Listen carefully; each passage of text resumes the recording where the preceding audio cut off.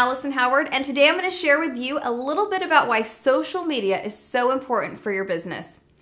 So I think that we all know how important social media is to the growth of our business. We know that nearly anyone who has a question, has a need, or wants to learn something, Googles it. With the internet being the first informational resource for most, it is so important to get over what is keeping us from utilizing it. But before we dig into that, I want to remind you that social media is meant to be a tool that you use to share who you are and what you do with a community of people who support you. Don't forget about the community part. Start conversations, interact, let your personality shine, and engage those who are taking the time to support you. So now let's examine what keeps entrepreneurs from embracing social media, and I'll share how to overcome those common barriers. Social media frustration number 1. It's complicated. So many entrepreneurs keep social media at arm's length because of how many platforms are out there and how complicated it can be to understand which social media platform to use, which works best for their business, and how to use it. It seems as though you have to use them all the time, and that can feel overwhelming. This is my advice to you. After dabbling in a few social media platforms like Facebook, Twitter, Instagram, Vine, Google+, YouTube, etc., choose the 3 that you enjoy using the most and stick with those. For example, in my business, the 3 platforms that I use the most to share and communicate with my audience of supporters are Facebook, YouTube, and Instagram.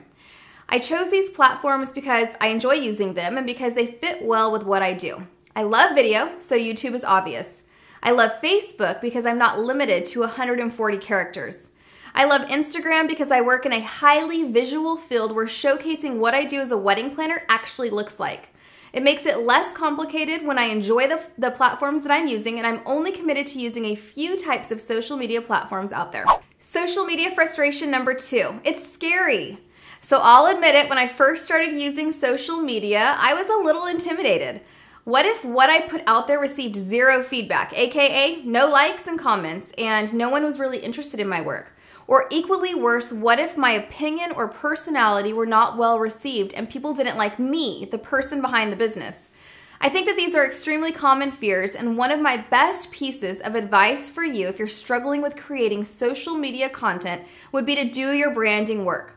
Whether you hire a professional branding expert to coach you, or you really invest the time in researching how branding works, you have to know who your ideal client is and keep that in the forefront of your mind every single time you post a photo, make a video, or update your status. Why are you sharing what you're sharing, and what is the point of it? Is it to inspire? Is it to encourage? Is it to showcase your level of skill and intelligence? Here's a tip. Think of 3 words that describe how you want people to feel when they see your work or think about your business. What do you want to be known for? Write these 3 words down. For example, my 3 words are honest, classy, fun. Before I ever post any image or video online or update my status, I ask myself, does this image represent one or more of my 3 words? If yes, I post away. If not, I don't use it. This reinforces my focus and helps me to better attract and engage with my ideal clients. Social media frustration number 3. It's so time consuming. Allison, get to work. Hang on, I'm checking Facebook.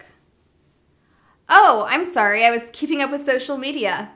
Yes, social media can be time consuming, so it's important to create boundaries right from the start so that you don't end up wasting hours on it. Everyone sets different boundaries based on what is most lucrative in their business. In other words, we all have to pay our bills, and we have to make the decision to invest the majority of our time on what produces. For me personally, social media leads me to the majority of my clients, and so I spend about 90 minutes a day on it. I use what I call the 3:30 rule. I schedule 3 30-minute blocks 3 times throughout my day. 1 in the morning, 1 midday, and 1 in the late afternoon. Each block of time is used differently. The morning block is used to share an update that is typically more personal in nature, like a positive opinion, a thought, an inspirational quote, or something along those lines. The rest of the time in the morning is spent communicating with my tribe of supporters who have taken the time to comment on something I posted or sent me encouragement or a private message. My midday social media block is spent sharing something I'm working on and something that's a little bit more professional in nature. Typically, I'll share a photo from one of our weddings, a blog post that I wrote. I'll share about my upcoming workshop Refine or about the coaching work that I do. Once that is posted, I spend a few minutes interacting with my community again so that they know that I'm available to them and that I hear them. Now, the late afternoon block of social media time is usually spent purely supporting what other professionals are posting via their own social media platforms. I love seeing what my colleagues are working on and what they're excited about, and I love getting to know them better via social media. Social media is so beneficial in helping you create a more refined brand, attracting your ideal clients, sharing who you are and what you do, engaging with your tribe, and supporting others in your industry. The benefits definitely outweigh the frustrations, so make a plan and get out there. We will be digging in deep and learning how to best utilize social media marketing in all aspects of creating a functional business that you love at my workshop Refine in San Diego on March 18th and 19th. I'd love for you to join us. You can get more information at thealisonhoward.com. Thank you so much for joining me for another edition of the Wedding Wednesday Report. If you are interested in becoming a certified wedding planner or in continuing your education in the wedding industry, contact the Wedding and Event Institute today. We would love to hear your feedback on today's topic, and make sure to subscribe so that you don't miss us each week. And for some great behind-the-scenes action from our shoots, visit me on Instagram. See you all next week.